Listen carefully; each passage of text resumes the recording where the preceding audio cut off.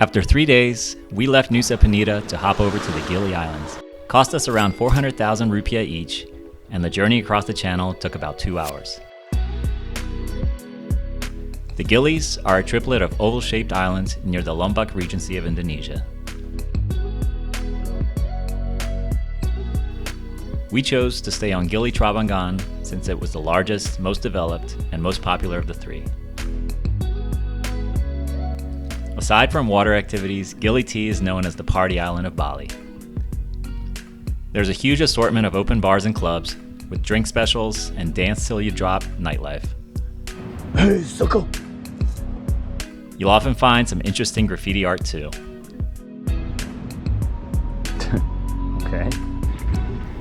We stayed at 2 hotels, the first being Villa Nero, that offered a box house concept room with an outdoor bathroom.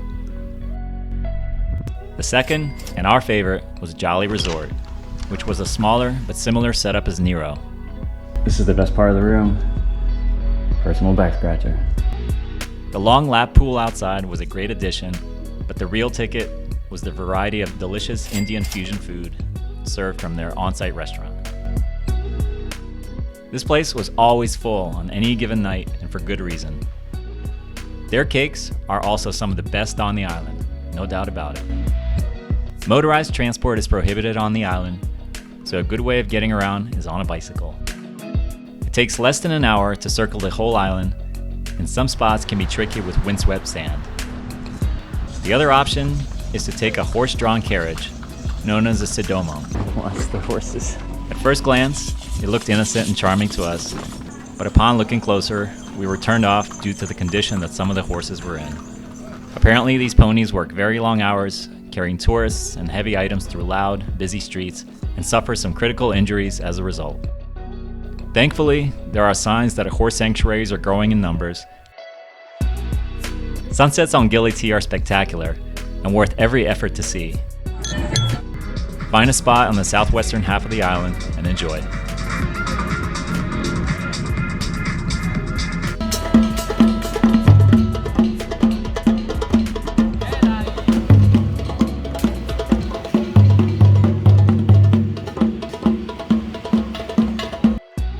Snorkeling is probably the biggest attraction on the island, and everyone seems to be selling the experience.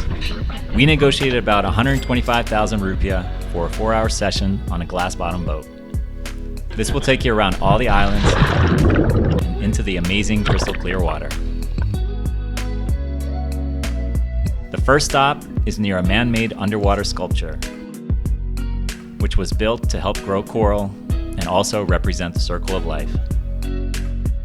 While it's a hauntingly beautiful sight, it's also near a reef drop-off, which creates a strong current for snorkelers, so there's a good chance you'll be smacked with a fin. The main attraction, without a doubt, are the sea turtles. They'll often swim upwards from the bottom, and it's a perfect opportunity to see them up close in their natural habitat. I should mention again that sea turtles are an endangered species, and as cool as they look, you should never touch, chase, or disturb these special creatures. The boat will stop at Gili Air for lunch, but avoid the restaurant where they take you. This is Diarrhea Haven. Do not eat here. According to most reviews, people regularly got sick after eating here, so go further into town. No food poisoning.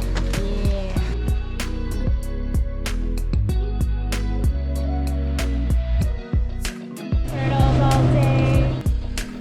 We were still amazed at swimming alongside turtles and realized that there's a small spot just off the coast of the island where they come to graze. It's known as Turtle Point, and it's a great shallow area to view from a distance and swim alongside the turtles. Again, same rules apply here.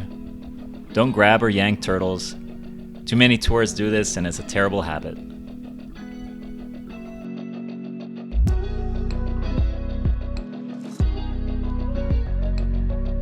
We spent our last day just taking in the surroundings of Gili T. Oh, bro. Thanks, see you, man. Before boarding our speedboat back to Bali. Traveling in Indonesian luxury. The ultimate welcoming committee. There you are. Thank you for watching our trip to the popular Gili Islands. In the next video, I will be making a short traveler's guide to the incredible island of Bali, along with where to eat and where to stay. See you next time.